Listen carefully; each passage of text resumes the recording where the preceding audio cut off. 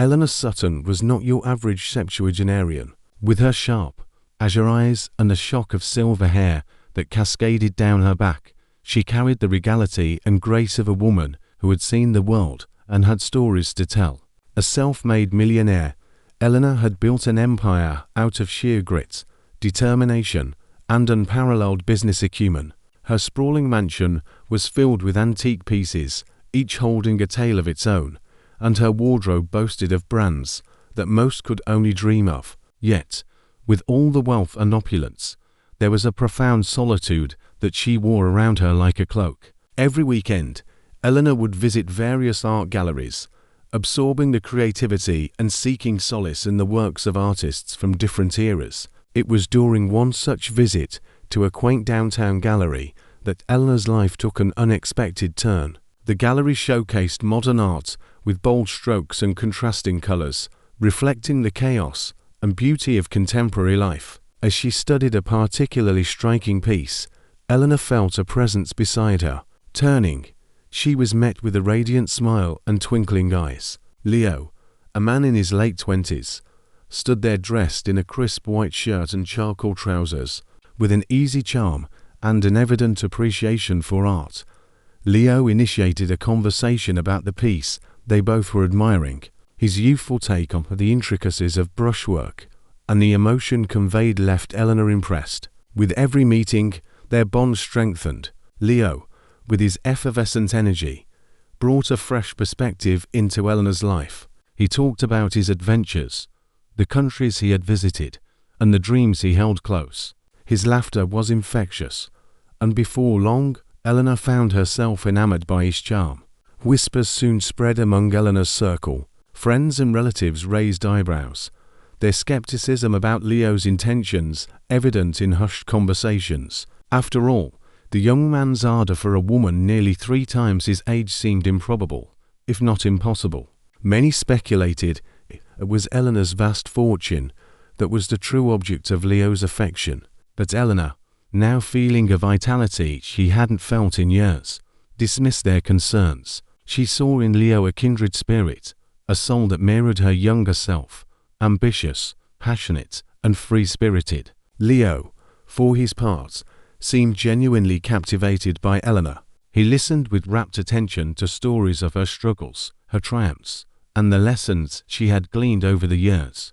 Their weekends were filled with visits to new places, shared meals, and laughter. Soon, Eleanor introduced Leo to the finer things in life: opera, wine-tasting events, and luxurious parties. In return, Leo showed her the thrill of spontaneous road trips, late-night beach walks, and the joy of dancing under the stars. Months turned into a whirlwind romance, and before anyone could truly fathom the depth of their connection, wedding bells chimed. In a private ceremony, Eleanor and Leo exchanged vows, sealing their unlikely union. The event, attended by Eleanor's closest friends and relatives, was a bittersweet affair.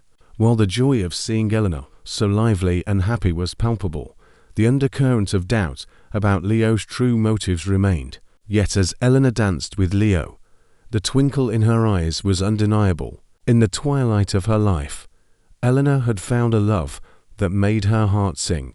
Whether it was genuine or a facade, only time would reveal the truth. For now, Eleanor basked in the glow of her newfound happiness. The battle ahead. Eleanor's best friend, Clara, had known her for over 4 decades. They'd been through everything together: the highs of success, the lows of heartbreak, and the countless challenges in between. Eleanor's recent marriage to Leo had always troubled Clara. The age difference, the haste, and Leo's seemingly perfect demeanor made Clara's protective instincts go into overdrive. Deciding to act upon her suspicions, she reached out to a discreet private investigator known for his impeccable track record, a wiry man named Richard. Days turned into weeks, and Clara waited with bated breath. Richard finally called her for a meeting at a quiet coffee shop. He slid a dossier across the table, cautioning Clara about its contents. As she flipped through the pages filled with photos and notes, the color drained from her face. The evidence was irrefutable. Leo had been leading a double life, simultaneously seeing a younger woman behind Eleanor's back. Armed with this information, Clara confronted Leo one evening at a bar he frequented. The dim lighting and muted jazz playing in the background contrasted sharply with the intensity of the confrontation. Clara's voice, though low, was fraught with anger. "How could you do this to Eleanor? She deserves better than your deceit." Leo's laughter was cold and dismissive. "Eleanor is an old woman living in a fairy tale," he smirked, taking a sip of his drink. "I give her company, and she gives me a taste of the good life. It's a fair deal." Clara's threat that Eleanor would find out about his infidelities seemed to barely faze him. He left the bar with a confident swagger, believing he had everything under control. But things began to shift. Whether it was his overconfidence or a simple carelessness, Leo's behavior became increasingly erratic. He would disappear for hours without any explanation, and when questioned, his justifications were flimsy at best. He became glued to his phone, guarding it with a fierceness that was new to Eleanor. Whispers of his liaisons reached her ears, and one evening Eleanor chanced upon a stray earring, and under their bed a piece of jewelry she didn't own. The realization was like a punch to the gut. Eleanor had trusted Leo and opened her heart and home to him, and in return, he had betrayed her. But Eleanor was no naive damsel. She'd faced adversity before, and this was just another challenge she had to confront. Determined to protect her assets and her dignity, she reached out to Samuel, a grey-haired man with sharp eyes. Samuel had been Eleanor's lawyer for over 20 years. The two shared a bond of trust and mutual respect. As Eleanor narrated her story, Samuel's expression remained unreadable. However, the slight clenching of his fist was a clear sign of his fury on her behalf. "We'll handle this," Samuel assured Eleanor, outlining a strategy to secure her wealth and expose Leo for the fraud he was. Fortified by Samuel's support, Eleanor prepared herself for the battle ahead. The tale of a woman scorned is a powerful one, but the story of a woman betrayed who chooses resilience over despair and actions over tears is even more potent. Eleanor was ready to reclaim her life with dignity and grace, proving that no betrayal could break her indomitable spirit. The revelation in the confines of Samuel's office, with its wooden paneling and shelves lined with law books, the two old friends brainstormed. The atmosphere was heavy, with a mix of Eleanor's hurt and Samuel's burning desire for justice. Samuel, with his decades of experience, had contacts that spanned the city's upper echelons down to its shadowy alleys. They needed to be methodical, and they needed to be thorough. First on the agenda was the evidence. Samuel got in touch with Richard, Clara's investigator, leveraging his resources and combining them with Samuel's own network. They began piecing together a damning portrait of Leo. Nightclubs, hotels, and even weekend getaways. Every encounter was meticulously recorded. Samuel's connections in the tech world helped them access surveillance footage, while a few bribes ensured they had testimonies from some of Leo's liaisons. Every piece of evidence was duplicated and stored in secure locations. Eleanor, for her part, played the role of the unsuspecting wife to perfection.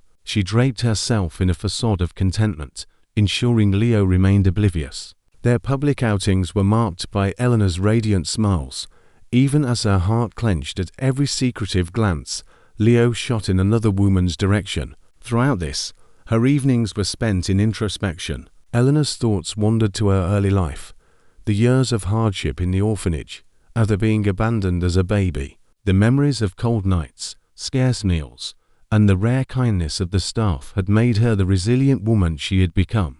That very orphanage had been the foundation of her strength and determination. In a moment of clarity, Eleanor made a decisive choice. She called Samuel, and the two met at the orphanage, an aging structure with peeling paint, but still housing the dreams and hopes of numerous children. Standing there with the sounds of innocent laughter around them, Eleanor voiced her decision to bequeath her entire fortune to the institution. Samuel, ever the meticulous lawyer, began the process of revising her will. Every property, every piece of jewelry, every last cent was redirected toward the betterment and upliftment of the orphanage. Eleanor felt a surge of warmth, knowing her hard-earned legacy would now pave the way for many bright futures. However, they weren't done. Samuel suggested a plan so audacious it took Eleanor's breath away.